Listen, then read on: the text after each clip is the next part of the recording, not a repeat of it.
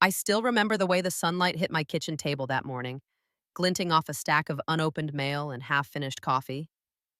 I just asked my daughter what time the engagement dinner was, expecting a date, maybe a smile.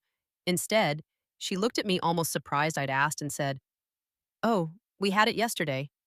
For a moment, I just stood there, feeling the weight of 1,000 small exclusions settle on my shoulders. It's strange, isn't it? How you can live in a house full of people and still feel invisible. If they've ever acted like you weren't there until your absence echoed louder than presence, share your story. And if this feels like your table too, like and subscribe. My name is Linda, and I suppose I've always been the kind of woman who keeps her head down and does what needs to be done. At 63, I've spent most of my life in this quiet Oregon town, teaching third grade, raising two children, and for a long time, believing that if I just gave enough of my time, my patience, my money, my family would always have a place for me. I never imagined that one day, the house Frank and I built together would feel so cavernous, so echoing with absence, even as it filled with the daily noise of other people's lives. It started, as these things often do, with something small: a letter in the mail, a bank statement I almost tossed aside with the rest of the bills. But the envelope was thick, the kind that means trouble. And when I opened it, the numbers inside seemed to leap off the page. There, in black and white, was a list of charges I didn't recognize: thousands of dollars spent at bridal shops, florists, a reception hall in Portland I'd never even heard of. The total at the bottom made my breath catch: $14,800. I sat down at the kitchen table, the same table where Frank used to read the morning paper, and tried to make sense of it. My hands shook as I flipped through the pages, each line item a small betrayal. Emily's name was on the account. Of course, I'd added her years ago, back when she was in college and emergencies seemed to happen every other week. I never thought she'd use it for something like this, not without asking.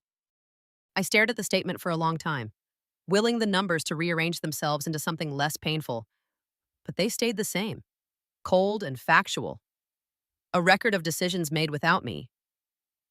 I thought about calling Emily, demanding an explanation, but the words stuck in my throat. I could already hear her voice: bright, hurried, just a little impatient. "Mom, it's for the wedding. You know how expensive things are these days. I'll pay you back, I promise." But promises have a way of evaporating in this family, and I was tired of being the only one who remembered them. The house felt colder than usual that morning. I wandered from room to room, touching the back of Frank's old armchair, running my fingers along the faded photographs on the mantel. Frank had been gone nearly 6 years now, and sometimes I still caught myself reaching for his hand in the dark, expecting the comfort of his steady presence. He would have known what to do. He always did. Frank was the kind of man who could fix a leaky faucet or a broken heart with the same quiet competence. I missed him most in moments like this, when the world seemed to tilt just a little off its axis and I was left to steady it alone. I tried to remember the last time Emily called just to talk, not to ask for something. It had been months, maybe longer, the last time she visited. She spent most of the afternoon on her phone, texting her fiancé, barely looking up as I served her favorite lemon bars. She'd left with a quick hug and a promise to call soon. She hadn't. I wondered if she even realized how much I missed her, or if I'd simply become another item on her endless to-do list, something to be checked off and forgotten. Brian, my son, was still living at home, though he liked to remind me it was only temporary. He'd moved back in after his last breakup, bringing with him a mountain of laundry and a girlfriend named Sophie who treated my house like a hotel. They came and went at all hours, leaving dishes in the sink, shoes in the hallway, and a trail of half-finished projects in every room.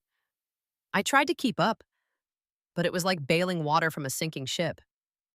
Sometimes I wondered if they even noticed the effort it took to keep things running smoothly, or if they simply assumed the house would take care of itself, as it always had. Sophie was polite enough, in the way that young people are when they know they don't have to stay long. She called me Ms. Linda, thanked me for the groceries, but never offered to help with cooking or cleaning. Brian, for his part, seemed content to let me handle everything. He'd always been my easy child, quick to smile, slow to anger, but lately there was a distance in him I couldn't bridge. He spent most evenings in the garage, tinkering with an old motorcycle, or out with friends I'd never met. When I asked about his plans, he shrugged and said he was figuring things out. I tried not to press. I'd learned over the years that pushing only made him retreat further. It was the little things that hurt the most. The way Brian and Sophie would leave their laundry in the hallway for me to pick up. Or the way Emily would send a quick text asking for money, never bothering to call. I told myself it was just the way things were now, that children grew up and moved on. But some days, the loneliness pressed in so tightly I could hardly breathe. I missed the days when the house was full of laughter and chaos, when Frank would come home from work and scoop the kids into his arms, spinning them around until they squealed with delight. I missed being needed for more than just my checkbook or my ability to keep the fridge stocked. The exclusions started small, almost imperceptible. A birthday party I heard about after the fact, a family photo posted online where I was conspicuously absent. Emily's fiance's parents hosted a barbecue last summer, and I found out only when I saw the pictures on Facebook. When I asked Emily about it, she said it was just a casual thing, not worth mentioning. I tried to hide how much it stung, but I think she saw it anyway. She changed the subject, talking about wedding plans and color schemes, as if that would make me forget. Even Brian seemed to have his own life now, one that didn't include me. He and Sophie went to concerts, weekend trips to the coast, dinners with friends. Sometimes they invited me, but it always felt like an afterthought, a courtesy, rather than a genuine desire for my company. I went, when I could, but I always felt out of place, like a guest in my own family. One afternoon, as I was folding laundry in the living room, the phone rang. It was Martha, my oldest friend, calling from across the country. We'd grown up together, survived marriages and divorces, children and careers, but lately our conversations had grown less frequent. Still, hearing her voice was like a balm. She asked how I was, and I hesitated, not wanting to burden her with my troubles. But Martha has always had a way of coaxing the truth out of me. I told her about the credit card statement, about Emily's silence, about Brian and Sophie's endless demands. She listened quietly, then said, "Linda, you have to set boundaries. You can't keep giving and giving until there's nothing left for yourself." I knew she was right, but the thought of saying no to my children filled me with a kind of dread I couldn't explain. I'd spent so many years smoothing over their disappointments, patching up their mistakes, that I wasn't sure who I was without that role. I promised Martha I'd think about it, but even as I said the words, I knew I wouldn't. Not yet. That night, as I lay in bed listening to the distant hum of Brian's music and the soft laughter drifting up from the kitchen, I wondered when exactly I'd become invisible in my own home. I thought about Frank, about the way he used to hold my hand and tell me everything would be all right. I missed him more than ever, missed the certainty of his love, the way he made me feel seen. I closed my eyes and tried to remember the last time someone had asked how I was, not what I could do for them. The memory eluded me, slipping away like so many other things I'd lost over the years. In the morning, I woke to the sound of Sophie clattering around in the kitchen, searching for her favorite mug. Brian was already gone, off to a job interview he hadn't told me about. I poured myself a cup of coffee and sat at the table, staring at the credit card statement still lying where I'd left it. The numbers hadn't changed overnight. The debt was still there, a silent accusation. I wondered how long it would take me to pay it off on my pension, how many sacrifices I'd have to make to keep the peace. Sophie breezed in, offered a distracted good morning, and asked if I could pick up some groceries later. I nodded, too tired to argue. After she left, I sat in the quiet, listening to the house settle around me. It was strange. I thought, how a place could be so full of people and still feel so empty. I wondered if this was just what getting older felt like, slowly fading into the background, becoming less and less necessary until you were little more than a shadow. I tried to shake off the feeling, telling myself that things would get better, that Emily would call, that Brian would find his footing, that Sophie would move out and the house would be mine again. But deep down, I knew better. I knew that something had shifted, something fundamental and irreversible. I just didn't know what to do about it.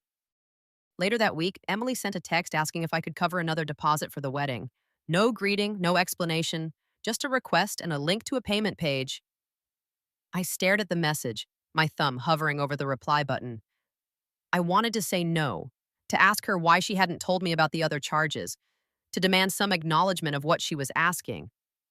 But instead, I typed, "Okay," and pressed send.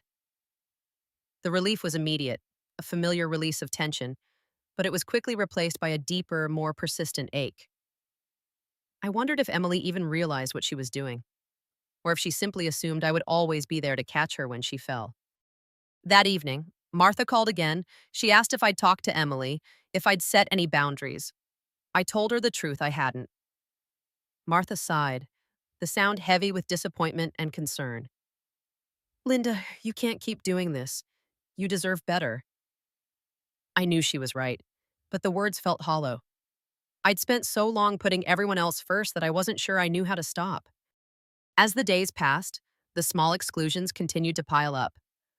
Brian and Sophie planned a weekend trip without telling me, leaving me alone in the house with nothing but the echo of their absence. Emily posted pictures from a bridal shower I hadn't been invited to, her smile bright and carefree. I tried not to take it personally, but each new slight felt like a fresh wound. I told myself it didn't matter, that I was being oversensitive, but the truth was harder to ignore. One afternoon, as I was dusting the living room, I found an old photo of Frank and me on our wedding day. We looked so young, so certain of the future. I wondered what he would think of the life I was living now, of the woman I'd become. I missed his steady hand, his quiet wisdom. I missed being part of something that felt solid and unbreakable. The house was quiet that night. Too quiet. I sat at the kitchen table, the credit card statement spread out before me, and tried to imagine a different life. A life where I mattered, where my presence was felt, where my absence would be noticed. I wasn't sure such a life was possible anymore, but I knew I couldn't keep living like this. Not forever. As I turned off the lights and climbed the stairs to bed, I promised myself that tomorrow would be different. I didn't know how or what that would look like, but I knew something had to change. For the first time in a long time, I allowed myself to hope that it might. The days after the engagement dinner conversation passed in a kind of haze, the world around me moving on as if nothing had changed, while inside I felt something quietly shatter. I went through the motions, making coffee, folding laundry, watering the plants on the porch, but everything felt muted, as if I were watching my own life from a distance. I kept replaying that moment on the phone with Emily. The way her voice had sounded so casual, so certain that I wouldn't mind being left out. I wondered if she'd even noticed the pause in my reply, the way my breath caught before I managed to say I was glad she'd had a nice time. I wondered if she'd ever think about how I'd spent that evening, sitting alone at the kitchen table, the new dress I'd bought still hanging in the closet, tags untouched. I tried to tell myself it was just a misunderstanding, that maybe she'd meant to invite me and simply forgot. But the truth was harder to ignore. This wasn't the first time I'd been left out, and I doubted it would be the last. The realization settled over me like a heavy blanket, suffocating and cold. I found myself moving more slowly, my body weighed down by a sadness I couldn't quite name. Even the house seemed to sense the change, the rooms echoing with a silence that felt deeper than before. Brian and Sophie drifted in and out, their lives a whirlwind of plans and obligations that never seemed to include me. I watched them from the kitchen window as they loaded up the car for another weekend away, laughing about something I couldn't hear. I wondered if they ever thought to invite me, or if I'd simply become part of the scenery, as easy to overlook as the old oak tree in the front yard. When they returned, the house filled with their noise and energy. but I felt more alone than ever. I tried to distract myself with small tasks, organizing the pantry, sorting through old photographs, cleaning out the linen closet, but nothing seemed to help. The ache in my chest lingered, a constant reminder of all the ways I'd been left behind. I found myself thinking about Frank more often, remembering the way he used to notice the smallest things: a new haircut, a favorite meal, the way the light looked in the living room at sunset. He would have noticed if I were missing. He would have cared. One afternoon, as I was dusting the shelves in the living room, I came across a box of letters Frank had written to me over the years. I sat down on the floor and opened one at random, the paper soft and worn from years of handling. His handwriting was steady, the words simple but full of love. "You are the heart of this family." He'd written once, "the one who holds us all together." I traced the letters with my finger, tears stinging my eyes. I wondered what he would think if he could see us now, so scattered and disconnected, each of us living in our own little world. That evening, I made dinner for Brian and Sophie, setting the table with the good plates, hoping for a moment of connection. They arrived late, distracted and hungry, barely glancing at me as they filled their plates and retreated to the living room to watch TV. I sat alone at the table, listening to their laughter drift down the hallway, and tried to remember the last time we'd all eaten together, really together, sharing stories and passing dishes, the way families are supposed to. The memory felt distant, almost imaginary. After dinner, I cleaned the kitchen in silence, the clatter of dishes echoing in the empty room. I thought about calling Emily, about asking her why she hadn't invited me to the engagement dinner. But the words felt heavy and useless. I knew what she would say, that it was just a small gathering, that she didn't want to make a fuss, that she assumed I'd be busy. I wondered when she'd started making those assumptions, when she'd stopped seeing me as someone who wanted to be included. That night, I lay awake for hours, staring at the ceiling, my mind racing with questions I couldn't answer. I thought about all the times I'd put my own needs aside for my children, all the sacrifices I'd made without a second thought. I wondered if they even realized how much I'd given, or if they simply took it for granted, the way children so often do. I tried to tell myself it didn't matter, that I'd chosen this life, but the ache in my chest told a different story. The next morning, I woke up feeling more tired than I had in years. My body ached, my head throbbed, and for a moment I considered staying in bed all day. But old habits die hard, and I forced myself up, made coffee, and started on the laundry. As I folded Brian's shirts, I wondered what it would take for my children to see me not as a resource, but as a person. I thought about Martha's words about setting boundaries, but the idea felt foreign, almost impossible.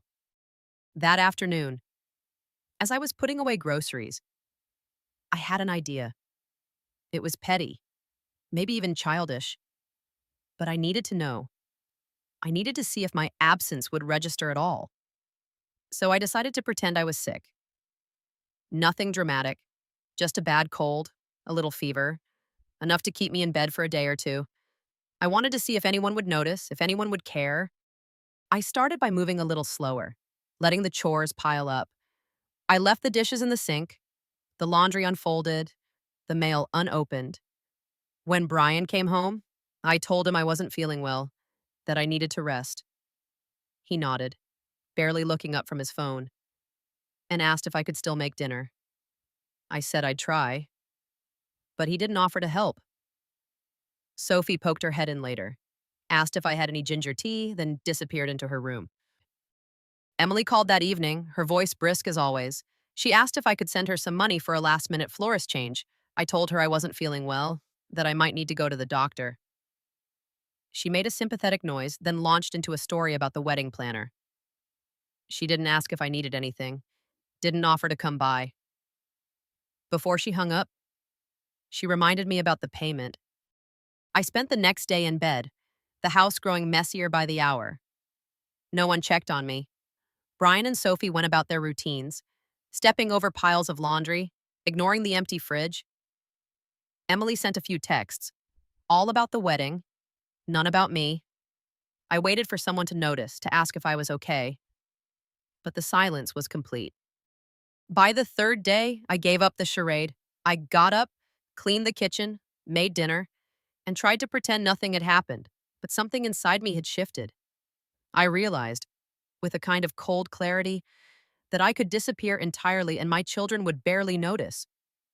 I was a convenience, a safety net, nothing more. That night, as I lay in bed, I thought about Frank. I wondered what he would say if he could see me now, if he would tell me to stand up for myself, or simply hold my hand until the hurt faded. I missed him more than ever, missed the way he made me feel seen, valued, loved. I wondered if I would ever feel that way again. The next morning, I woke with a new resolve. I didn't know what the future would look like, but I knew I couldn't keep living like this. I couldn't keep giving and giving until there was nothing left. For the first time in a long time, I allowed myself to imagine a different life, a life where I mattered, even if only to myself.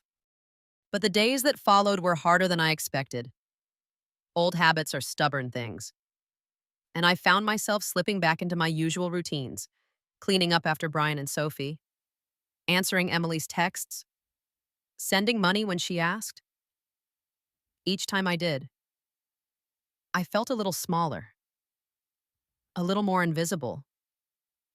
I tried to remind myself of the promise I'd made, the hope I'd felt that morning, but it was hard to hold on to in the face of so much indifference.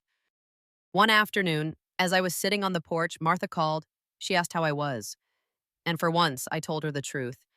I told her about the engagement dinner, about pretending to be sick, about the way my children seemed to move through the world without ever really seeing me. She listened quietly and then said, "Linda, you deserve better than this. You deserve to be loved for who you are, not for what you can give." Her words stayed with me long after we hung up. I found myself repeating them in my head as I went about my day, trying to believe they were true. I started to notice all the little ways I'd made myself small over the years, all the times I'd put my own needs aside for the sake of peace.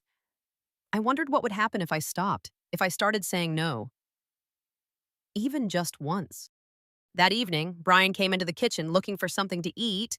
I told him I wasn't feeling up to cooking, that he'd have to make dinner himself. He looked surprised, almost offended, but he didn't argue. He made a sandwich and disappeared into his room. Sophie didn't say anything at all. Emily called later, asking for another favor. This time, I hesitated. I told her I was tired, that I needed to rest. She sounded impatient, but she didn't press. After we hung up, I sat in the quiet and tried to remember the last time I'd put myself first. The memory was faint, but it was there, a small spark in the darkness. The next morning, I woke up feeling lighter than I had in weeks. The house was still messy, the fridge still empty, but for the first time in a long time, I didn't feel responsible for fixing everything. I made myself a cup of tea and sat on the porch, watching the sun rise over the trees. I thought about Frank, about Martha, about all the people who had loved me for who I was, not for what I could do for them. I wondered if it was possible to find that kind of love again, even if only within myself. As the days passed, I started to make small changes. I stopped answering every request, stopped cleaning up every mess. I took long walks in the park, read books I'd been meaning to read for years, called old friends just to hear their voices. I started to feel like myself again, or at least like someone I wanted to be. But the ache of being left out, of being invisible, never fully went away. It lingered in the quiet moments, in the spaces between conversations, in the way my children moved through the house without ever really seeing me. I knew I couldn't change them, couldn't make them love me the way I wanted to be loved. But I could change myself. I could choose to stop giving until there was nothing left. I could choose to matter, even if only to myself. And so, slowly, I began to reclaim my life. It wasn't easy, and it wasn't quick. But with each small act of self care, each boundary I set, I felt a little stronger. I didn't know what the future would hold, but for the first time in a long time, I was willing to find out. The days after my small acts of resistance passed with a strange sense of both relief and anxiety. I found myself watching my own hands as I refused to pick up Brian's socks from the hallway, or as I let Sophie's dirty dishes sit in the sink until she finally washed them herself. Each time I said no, or simply didn't say yes, I felt a flicker of guilt, but also a quiet pride.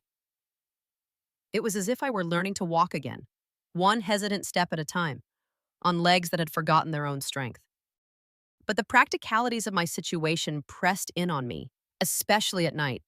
When the house was quiet and my mind refused to rest, I would lie awake, staring at the ceiling, thinking about the credit card debt, the dwindling balance in my checking account, the way my pension seemed to shrink each month. I thought about the house, Frank's house, my house, and how easily it could slip away if I wasn't careful. I thought about the future, about what would happen if I got sick, if I needed help, if the children never came around. The fear was a low, constant hum beneath everything I did. One morning, after a particularly restless night, I found myself standing in front of the mirror, studying the lines around my eyes, the gray in my hair, the set of my mouth. I looked older than I remembered, older than I felt inside. I wondered when I had started to disappear, not just from my children's lives, but from my own.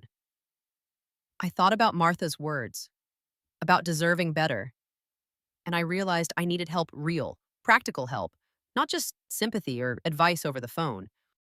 That afternoon, I called Mrs. Carter, the lawyer who had handled Frank's will after he died. Her office was only a few blocks from the library, in a small brick building with ivy climbing the walls. I remembered her as a calm, capable woman with a way of making complicated things seem simple. I made an appointment for the following week, and for the first time in months, I felt a sense of purpose, a plan forming in the back of my mind.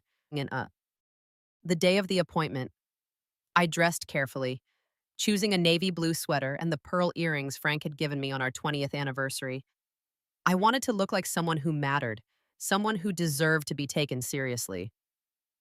The air was crisp as I walked to Mrs. Carter's office, the leaves on the trees just starting to turn.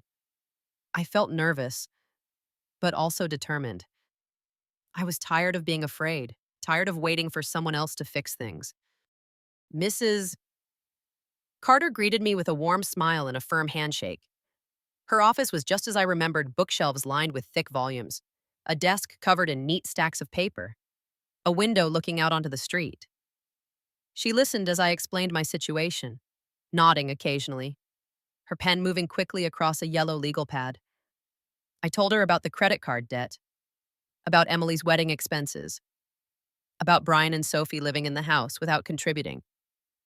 I told her about the feeling of being invisible, of being used. When I finished, she was quiet for a moment, tapping her pen against the pad. Then she looked at me and said, "Linda, what you're describing is financial and emotional abuse. It's more common than you think, especially among women your age. You have options, but you need to protect yourself." She explained the steps I could take, removing Emily and Brian from my accounts, changing the locks if necessary, updating my will to reflect my wishes. She told me I could set conditions for any inheritance, that I didn't owe my children anything beyond what I chose to give. Her words were both comforting and terrifying. I had always thought of myself as a good mother, someone who gave without question, who put her children first. The idea of drawing boundaries, of saying no, felt like a betrayal. But as Mrs. Carter spoke, I realized it was the only way to reclaim my life. She offered to help me draft a new will, to contact the bank about the unauthorized charges, to set up a trust if I wanted. She told me I was not alone, that many women had stood where I was standing now. I left her office with a folder of documents and a list of things to do. As I walked home, the weight on my shoulders felt a little lighter, I wasn't sure I was ready to take all the steps Mrs. Carter had suggested, but I knew I had to start somewhere. I thought about Frank, about what he would say if he could see me now. I hoped he would be proud. That evening, as I sat at the kitchen table, sorting through the papers Mrs. Carter had given me, I heard a knock at the door. It was unexpected. Most people in this town called before dropping by, but I got up and opened the door anyway. Standing on the porch was a woman I recognized from down the street, Mrs. Kim. She was holding a plate covered in foil, her dark hair pulled back in a neat bun, her eyes kind but a little wary. She introduced herself, explaining that she had moved in a few months ago after her husband passed away. She said she'd noticed I was often alone and thought I might like some company. She handed me the plate homemade sweet rice cakes. She said, a recipe from her mother in Korea. I invited her in, grateful for the distraction. And we sat together at the kitchen table, the papers forgotten for a while. We talked about small things, at first the weather, the neighborhood, the best place to buy fresh vegetables, but as the evening wore on, our conversation grew deeper. Mrs. Kim told me about her husband, about the loneliness that had settled over her house after he died. She spoke quietly, her words careful, but I could hear the pain beneath them. She told me about her children, about how they had drifted away after their father's death, calling only when they needed something, never just to talk. She said she had spent years giving and giving, hoping it would bring them closer, but it had only made her feel more alone. Her story was so much like mine that I felt a lump rise in my throat. I told her about Emily and Brian, about the engagement dinner, about pretending to be sick just to see if anyone would notice. She listened without judgment, nodding and understanding. She told me that in her culture, mothers were expected to sacrifice everything for their children, but that sometimes the greatest act of love was letting go. We sat together in the fading light, sharing stories and memories, the sweet rice cakes between us. For the first time in a long time, I felt truly seen, not as a mother or a caretaker, but as a woman with her own history, her own pain, her own hopes. Mrs. Kim told me that she had started volunteering at the community center, teaching cooking classes to other widows. She said it had helped her find a sense of purpose, a way to give that didn't leave her feeling empty. After she left, I sat at the table for a long time, thinking about everything she had said. I realized that I wasn't alone, that there were other women like me, women who had given everything and found themselves with nothing left.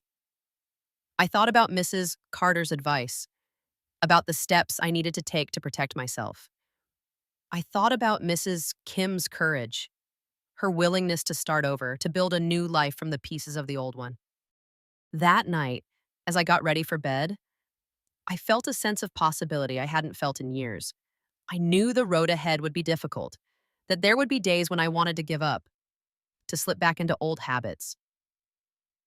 But I also knew that I was stronger than I thought, that I had the power to change my life. I thought about Frank, about the way he used to tell me I could do anything I set my mind to. I decided to believe him. The next morning, I woke up early, the sun just beginning to rise. I made myself a cup of tea and sat on the porch, watching the light spill across the lawn. I thought about the steps I needed to take, the calls to the bank, the changes to my will, the conversations I would have to have with Emily and Brian. I felt nervous, but also determined. I knew it was time to stop waiting for someone else to save me. Like I had to save myself. I had to save. As the days passed, I began to put Mrs. Carter's advice into action. I called the bank and removed Emily and Brian from my accounts. I changed the passwords on my online banking, set up alerts for any unusual activity. I started drafting a new will, one that reflected my wishes, not just my children's expectations. I made a list of things I wanted to do, places I wanted to visit, books I wanted to read, classes I wanted to take. I realized that my life didn't have to be defined by what I had given up, but by what I still had left to give. Mrs. Kim and I became friends, meeting for tea in the afternoons, sharing stories and recipes. She encouraged me to join her at the community center, to try new things, to meet new people. I was hesitant at first, afraid of stepping outside the roles I had always played. But with her support, I found the courage to try. I signed up for a painting class, something I had always wanted to do but never made time for. I started volunteering at the library, helping children with their reading. I discovered that I had more to offer than I had ever realized. Through it all, I kept working on the practical steps Mrs. Carter had outlined. I met with her again, going over the details of my new will, making sure everything was in order. She reminded me that I had the right to protect myself, to decide what happened to my home, my money, my future. She told me that setting boundaries wasn't selfish, it was necessary. I thought about Emily and Brian, about how they would react when they found out what I had done. I knew there would be anger, maybe even accusations of betrayal. But I also knew that I couldn't keep living for their approval, couldn't keep sacrificing my own happiness for the sake of peace. I realized that loving my children didn't mean letting them take advantage of me. It meant teaching them to stand on their own, to respect my boundaries, to see me as a person, not just a resource. As the weeks went by, I felt myself growing stronger, more confident. I still had moments of doubt, moments when the old guilt crept in, but they were fewer and farther between. I found comfort in my friendship with Mrs. Kim, in the new routines I was building, in the sense of possibility that had begun to take root in my heart. One evening, as I sat on the porch watching the sunset, I realized that I was no longer waiting for my children to notice me, to appreciate me, to make me feel whole. I was learning to do that for myself. I thought about Frank, about the life we had built together, and I knew he would be proud of the woman I was becoming. I didn't know what the future would hold or how my relationship with Emily and Brian would change, but for the first time in a long time, I felt hopeful. I knew that I had the strength to face whatever came next, that I was capable of building a life that belonged to me. And as the sky faded from gold to deep blue, I allowed myself to believe that the best was yet to come. The weeks that followed my meetings with Mrs. Carter and afternoons with Mrs. Kim felt different from any I'd lived in years. There was a quiet resolve in me now, a sense of purpose that had nothing to do with anyone else's needs or expectations. I moved through my days with a new kind of awareness, noticing the way the light shifted in the living room as the seasons changed, the way the air smelled of rain and earth in the early mornings. I found myself humming as I made tea, pausing to watch the birds at the feeder, letting the silence of the house settle around me like a soft blanket instead of a shroud. But beneath that peace, there was a current of anxiety, a knowledge that the changes I'd begun to make would not go unnoticed forever. I knew that Emily and Brian would eventually realize what I had done, that the boundaries I was setting would be met with resistance, maybe even anger. I tried not to dwell on it, but the thought lingered at the edges of my mind, a shadow that grew longer as the days passed. One morning, after a restless night spent turning over the same worries, I sat at the kitchen table with my laptop open, the cursor blinking on the bank's login page. My hands trembled slightly as I typed in my password, the familiar numbers and letters suddenly feeling like a secret code to a life I was only just beginning to claim as my own. I navigated to the account settings, my heart pounding as I removed Emily and Brian as authorized users. I canceled the extra debit cards, changed the passwords, set up new security questions. Each click felt like a small act of rebellion, a declaration that I was no longer willing to be taken for granted. When I finished, I sat back in my chair, breathing deeply, letting the reality of what I'd done sink in. It was a strange mix of fear and relief, the knowledge that I was finally protecting myself, but also the certainty that there would be consequences. I thought about the locks on the doors, the keys that had multiplied over the years as the children came and went, each one a symbol of trust and belonging. That afternoon, I drove to the hardware store and bought a new set of locks. The heavy metal cooled in my palm as I carried them to the car. I changed them myself. The work slow and awkward, but satisfying. Each turn of the screwdriver a reminder that I was capable of more than I'd ever allowed myself to believe. The first sign that something had changed came a few days later, when Brian tried to use his debit card at the grocery store and found it declined. He called me from the parking lot, his voice tight with frustration, demanding to know what was going on. I told him calmly that I had removed him from my accounts, that he would need to open his own. There was a long silence. Then a burst of anger, accusations of betrayal, of selfishness, of not caring about my own family. I listened, my hands steady on the phone, and told him again that it was time for him to take responsibility for himself. Emily's reaction was more subtle at first. She sent a flurry of texts, each one more urgent than the last, asking why her payments weren't going through, why the florist was calling her about a declined card, why the wedding planner was suddenly demanding cash. I answered each message with the same quiet firmness, explaining that I had closed the accounts, that I was no longer able to help. Eventually, she called, her voice trembling with tears, accusing me of ruining her wedding, of not loving her enough to make her dreams come true. I listened, my heart aching, but I did not back down. The days that followed were some of the hardest I had ever lived. The house felt colder, the silence heavier, as if the very walls were holding their breath, waiting to see what would happen next. Brian stopped coming home, staying with friends or at Sophie's apartment, leaving his room a mess of dirty clothes and half-finished projects. Emily's calls became less frequent, her messages shorter, more pointed. I could feel the distance growing between us, a chasm that seemed to widen with every boundary I set.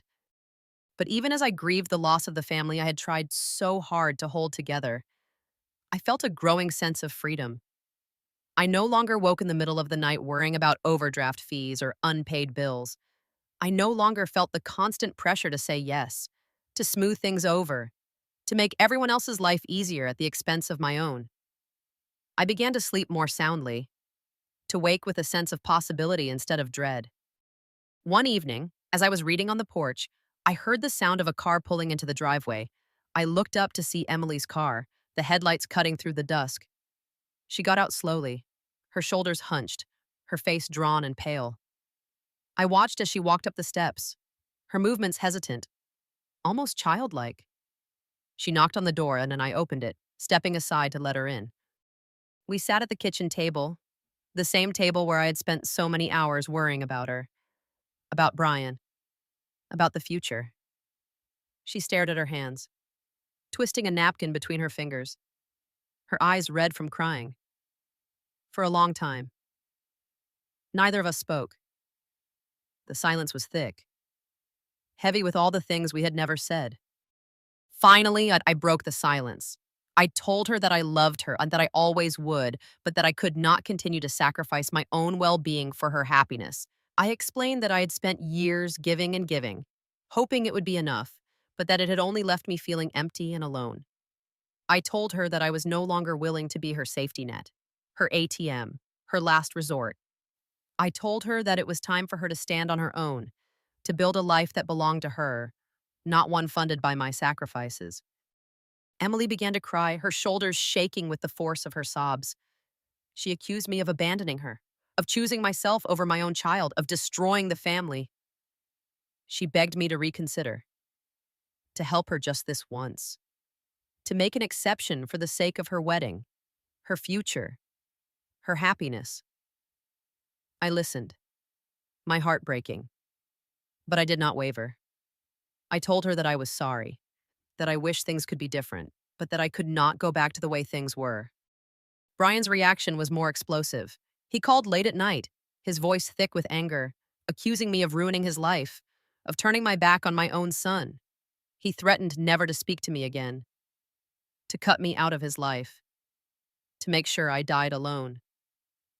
The words stung, but I refused to let them shake my resolve. I told him that I loved him, that I hoped he would find his way, but that I could not continue to enable his dependence. The days that followed were a blur of emotion, grief, relief, guilt, and a strange kind of pride. I found myself crying in the shower, in the car, in the quiet moments before sleep. But I also found myself standing a little taller, breathing a little easier, moving through the world with a sense of agency I had never known before. Mrs. Kim was a constant source of comfort during this time. She brought me tea and sweet rice cakes, listened to my fears and doubts, reminded me that I was not alone. She told me stories of her own struggles, of the pain and freedom that came with setting boundaries, of the way her children had eventually come to respect her for it. Her friendship was a lifeline, a reminder that I was worthy of love and respect, even if it did not come from the people I had given the most to. As the weeks passed, the anger from Emily and Brian began to fade, replaced by a wary silence. They stopped calling, stopped texting, stopped asking for help. The house was quieter than ever, but it was a peaceful quiet, a space that belonged to me. I filled it with music, with books, with the laughter of new friends. I began to see myself not as a failure, but as a survivor, a woman who had found the courage to choose herself. One afternoon, as I was working in the garden, I realized that I no longer felt invisible. I no longer measured my worth by the approval of my children, by the sacrifices I made, by the things I gave up. I was learning to value myself for who I was, not for what I could do for others. I was learning to live on my own terms, to build a life that was rich and full, even if it looked nothing like the one I had imagined. The journey was far from over. There were still moments of doubt, of longing, of sadness for what had been lost. But there was also hope, a sense of possibility, a belief that I could create something new from the ashes of the old. I thought about Frank, about the life we had built together, and I knew he would be proud of the woman I was becoming. As the sun set over the garden, painting the sky in shades of gold and pink, I allowed myself to feel grateful for the pain that had forced me to change, for the friends who had supported me, for the strength I had found within myself. I knew that there would be challenges ahead, that the road would not always be easy, but I also knew that I was no longer afraid. I was no longer willing to disappear. I was here. I was whole, and for the first time in a long time, I was truly free. The weeks after I drew my final boundaries with Emily and Brian were marked by a strange, almost surreal quiet. The house, once filled with the constant hum of other people's needs and demands, now echoed with my own footsteps and the gentle ticking of the old clock in the hallway. I found myself listening for the sound of Brian's car in the driveway, for Emily's voice on the phone.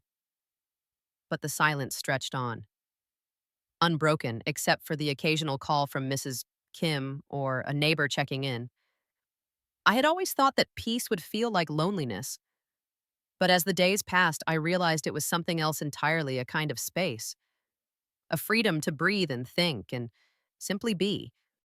But outside my little sanctuary, the world was not so quiet. News of my decisions traveled quickly through the family, carried on the invisible wires of gossip and concern. It started with a call from my sister-in-law, her voice sharp with disbelief as she asked if it was true that I had cut off my own children. She didn't want to hear about the years of quiet sacrifice, the endless giving, the way I had been reduced to a bank account and a maid. She only wanted to know how I could do such a thing, how I could abandon my family at a time when they needed me most. The calls and messages came in waves: cousins, old friends, even neighbors who had never shown much interest in my life before. Some were gentle, offering advice or sympathy, but most were critical, their words laced with judgment and disappointment. I was called selfish, cold, ungrateful. I was told that a mother's love should be unconditional, that I was setting a terrible example, that I would regret this for the rest of my life. Each message was a small wound, reopening the old guilt that I had tried so hard to let go. But even as the criticism mounted, I found that I could bear it. I had spent so many years living for other people's approval, shaping myself to fit their expectations, that I had forgotten what it felt like to stand on my own. Now, as I listened to their voices, I realized that their anger was not really about me, it was about the stories they told themselves, the roles they expected me to play. I was no longer willing to play those roles, no matter how much it cost me. The real pain came from watching my children struggle. Emily's wedding, once the center of her world, began to unravel as the bills piled up and the reality of her finances set in. She called me in tears, begging for help, but I held firm, reminding her that she would have to find another way. I heard from mutual friends that her fiance, David, had discovered the truth about the credit cards and the unpaid vendors. There were arguments, accusations, long silences. Eventually, the engagement was called off, the dream wedding replaced by a quiet, painful ending. I grieved for her, for the loss of her happiness, but I knew that this was a lesson she needed to learn on her own. Brian and Sophie, faced with the reality of rent and bills and groceries, struggled to find their footing. They moved into a small apartment on the edge of town, their days filled with work and worry. Brian called once, his voice tired and thin, asking if I could help with a deposit. I told him gently that I couldn't, that it was time for him to stand on his own. He hung up without saying goodbye, and I sat in the quiet, my heart aching with both pride and sorrow. There were moments when the guilt threatened to overwhelm me. I would see a mother and daughter laughing together in the grocery store, or a family gathered around a table at the diner. And the old ache would return, sharp and insistent. I wondered if I had made a terrible mistake, if I had doomed myself to a life of regret and loneliness. But then I would remember the years of exhaustion, the way I had disappeared into the background of my own life. And I would remind myself that this pain was the price of freedom. Mrs. Kim was a constant source of comfort during this time. She understood the loneliness, the guilt, the fear of being judged. We spent long afternoons together, walking in the park or sitting on her porch, sharing stories and memories. She encouraged me to find new ways to fill my days, to rediscover the parts of myself that had been lost in the years of caretaking and sacrifice. It was Mrs. Kim who suggested the painting class at the community center. At first, I hesitated, embarrassed by the idea of starting something new at my age, but she insisted. And one Tuesday morning, I found myself sitting in a bright, sunlit room, a blank canvas in front of me, and a box of paints at my side. The teacher, a gentle woman with silver hair and a warm smile, encouraged us to let go of our expectations, to paint what we felt rather than what we saw. I dipped my brush into the blue, the color of the sky on a clear morning, and felt something inside me loosen, a knot of fear and doubt beginning to unravel. The class became a weekly ritual, a time to lose myself in color and shape, to create something that was entirely my own.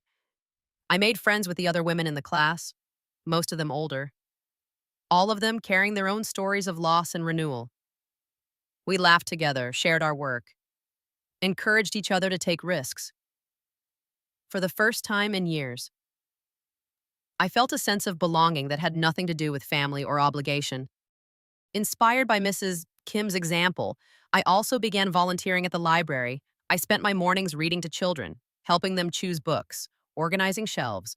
The work was simple, but it brought me a quiet joy, a sense of purpose that had been missing for so long. The children's laughter, their curiosity and wonder, reminded me of the days when Emily and Brian were small, when the world was new and full of possibility. As the weeks turned into months, I found myself changing in ways I hadn't expected. The guilt that had once weighed me down began to lift. Replaced by a sense of peace and acceptance, I no longer measured my worth by the approval of others or by the sacrifices I made. I learned to say no without apology, to set boundaries without shame. I discovered that I could be generous without giving everything away, that I could love my children without losing myself. I also began to travel, something I had always dreamed of but never allowed myself to do. Mrs. Kim and I planned small trips together, weekends at the coast, visits to art museums, afternoons exploring nearby towns.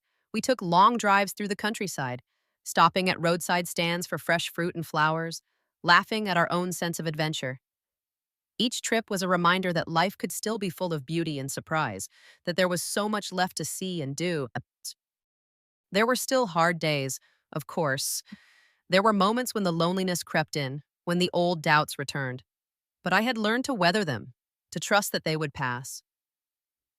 I had built a new life, one that was quieter and smaller than the one I had known, but also richer and more authentic.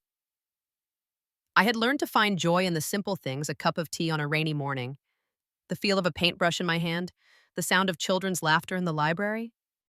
My relationship with Emily and Brian remained strained, but there were signs of change. Emily called one afternoon, her voice softer than I remembered, asking how I was, not what I could do for her. Brian sent a postcard from his new job in another state, a simple message that said he was doing well, that he hoped I was too. I didn't expect forgiveness or reconciliation, but I allowed myself to hope that in time, we might find a new way to be a family, one built on respect and understanding, rather than obligation and sacrifice. As I sat on the porch one evening, watching the sun set over the garden, I felt a sense of gratitude for the journey I had taken. I had lost much, but I had gained even more: a sense of self, a community of friends, a life that belonged to me. I knew that there would be challenges ahead, that the road would not always be easy, but I also knew that I was strong enough to face whatever came next. For the first time in a long time, I felt truly free. I was no longer defined by my role as a mother or by the expectations of others. I was Linda, a woman with her own dreams and desires, her own joys and sorrows. I had learned to let go of the past, to embrace the present, to look forward to the future with hope and courage. And as the stars began to appear in the evening sky, I allowed myself to believe that I was exactly where I was meant to be. The seasons shifted quietly, as they always do in Oregon, and I found myself moving through the world with a steadier heart. The garden, which had once been a tangle of weeds and neglect, now bloomed with color and life. I spent my mornings tending to the roses and hydrangeas, my afternoons at the library or in the sunlit art room at the community center, and my evenings sharing tea and laughter with Mrs. One Kim and the friends I'd gathered along the way. There was a rhythm to my days that felt both new and deeply familiar, as if I were finally returning to a version of myself I'd lost long ago. It was in the middle of this gentle, ordinary happiness that Emily returned. It had been months since our last real conversation, months since the wedding had unraveled and she'd moved out of the apartment she'd shared with David. I'd heard bits and pieces from mutual friends she was working, living with a roommate, learning to budget and cook for herself. I tried not to dwell on her absence, tried not to let the ache of missing her overshadow the peace I'd worked so hard to build. One Saturday morning, as I was pruning the lavender by the back fence, I heard the sound of a car pulling into the driveway. I looked up to see Emily stepping out, her hair pulled back in a simple ponytail, her face bare of makeup. She looked older, somehow, and more real, her posture less defensive, her eyes softer. She hesitated at the gate, as if unsure whether she was welcome, and for a moment I simply watched her, my heart caught between hope and caution. She walked up the path slowly, her hands tucked into the pockets of her jacket. When she reached me, she stopped, looking down at the ground before finally meeting my eyes. There was a long silence, filled with all the things we'd left unsaid. Then, in a voice that was quieter than I remembered, she apologized. She didn't make excuses or blame anyone else. She told me she was sorry for the way she'd treated me, for the things she'd said, for the years she'd taken my love and labor for granted. She said she understood now, in a way she never had before, what it meant to stand on her own, to be responsible for her own happiness. I listened, my hands still resting on the garden shears, my heart pounding in my chest. I wanted to reach out, to pull her into an embrace, to erase the months of pain and distance, but I also knew that forgiveness was not something to be given lightly, not after so many years of being invisible. I told her I was glad she had come, that I was proud of the woman she was becoming, but that trust would take time to rebuild. I told her that I loved her, always, but that love did not mean returning to the old patterns. She nodded, tears in her eyes, and for the first time I saw not a child demanding comfort, but a woman willing to do the work of repair. After she left, I sat in the garden for a long time, letting the sun warm my face, letting the relief and sadness and hope wash over me in waves. I knew that this was only the beginning, that healing would be slow and sometimes painful, but I also knew that I was no longer alone in the work. Emily had taken her first real step toward adulthood, and I had taken mine toward letting go. A few weeks later, I received a letter from Brian. The envelope was thick, the handwriting careful and unfamiliar.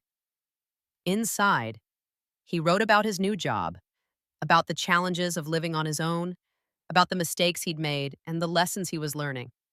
He apologized for the things he'd said, for the anger and blame, for the years he'd relied on me to solve his problems.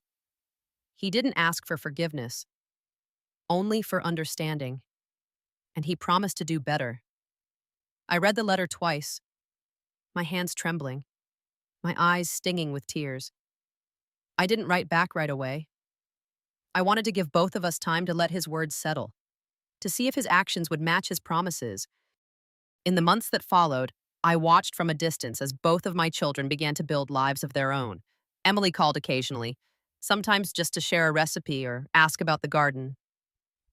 Brian sent postcards from the places he visited for work, short notes that spoke of effort and growth. Our conversations were tentative, careful, but there was a new honesty between us, a willingness to see each other as people rather than roles. I didn't rush to forgive, didn't rush to forget, but I allowed myself to hope that, yeah, in time, we might find a new way to be a family, one built on respect and choice, not obligation and guilt. Through it all, my own life continued to expand in ways I hadn't imagined possible. The painting class became a source of joy and discovery, a place where I could lose myself in color and form, where I could create something beautiful just for the sake of it. The library became a second home, filled with the laughter of children and the quiet companionship of other volunteers. Mrs. Kim and I planned small adventures, a picnic by the river, a day trip to the coast, an afternoon spent wandering through a farmer's market. I found myself saying yes to things I would have once dismissed as frivolous or selfish, and each yes felt like a small act of reclamation. One afternoon, as I sat in the garden with a book in my lap, my phone buzzed with a message from Mrs. Kim. She and a few friends were planning a picnic at the park, and they wanted me to join them. I looked up at the sky, the soft blue stretching overhead, the scent of roses and fresh earth all around me. For a moment, I simply breathed, letting the peace of the moment fill me. Then I smiled, feeling a quiet surge of gratitude for the life I had built, for the friends who had become my chosen family, for the courage it had taken to step away from the old patterns and into something new. I replied to Mrs. Kim's message, telling her I would be there. I set my book aside. As I stood and brushed the dirt from my hands, I realized that my victory was not in having won some battle against my children or my past, but in having found the strength to choose myself. I had learned that love could be both fierce and gentle, that boundaries could be both firm and kind, but bias. That freedom was not the absence of responsibility, but the presence of choice. As I walked toward the house to gather my things for the picnic, I glanced back at the garden, at the blooms that had taken root and flourished in the space I had cleared for them. I thought of Frank, of the years we had shared, of the lessons I had learned in both joy and sorrow. I knew that there would always be moments of longing, of regret, of wishing things had been different. But I also knew that I was no longer defined by what I had lost, but by what I had found, the quiet, steady courage to live my life on my own terms. The world outside my door was still full of uncertainty, of challenges and change, but I faced it now with an open heart and a clear mind. I was Linda, a woman who had learned to let go, to forgive without forgetting, to love without losing herself. I was not perfect, not unbreakable, but I was whole. And as I stepped out into the sunlight, surrounded by the beauty I had created, I knew that I was exactly where I was meant to be. The story of my family was still being written, one day at a time, in small acts of kindness and courage, in the slow, patient work of healing. I didn't know what the future would hold, but I was no longer afraid. I had learned that the greatest victory was not in changing others, but in changing myself. And as I joined Mrs. and Kim and my friends in the park, laughter and sunlight all around us, I allowed myself to believe that this quiet, ordinary happiness was enough.